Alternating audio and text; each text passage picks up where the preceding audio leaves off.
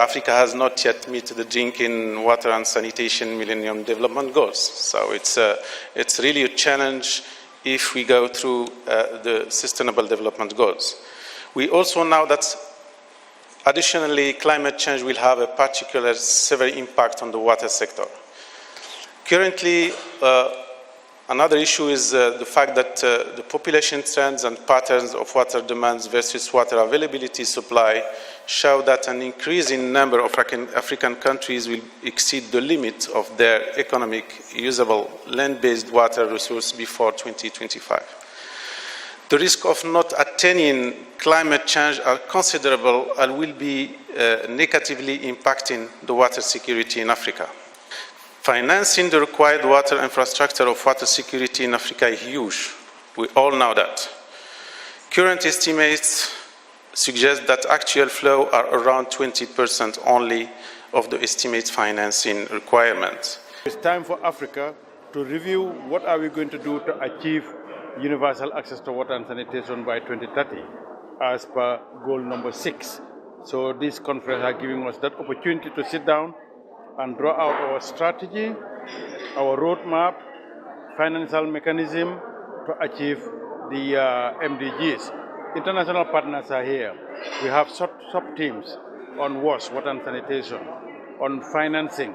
I think everyone is more excited about the financing mechanism because to achieve the SDG it costs a lot. In Africa we need about $11 billion per annum. So how are we going to mobilize the resources? I think from this meeting, the ministers, governments will be energized, will be more sensitive to the problems of water and will address them appropriately. African Development Bank is our bank for Africa, and they help in providing resources for water and sanitation and other things. But you have the Department of Water and Sanitation, you have the Africa Water Facility that do have funds to help African countries. So it is by demand. African countries must make that demand and must come up with bankable projects. You can request and prepare 100 projects and none of them will pass the mark. They have to be bankable. So that's the problem in Africa. The countries don't have the capacity to prepare bankable projects. So the Africa Water Facility will help countries to prepare bankable projects, pre-investment projects, so that the bank will be able to fund them and other partners will fund them.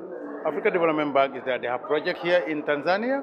There are projects in all over Africa to help African countries, especially in water and sanitation, which is the area sector that I deal with. The year 2016 is the final year of the implementation of the AWF Operational Strategy 2012 to 2016.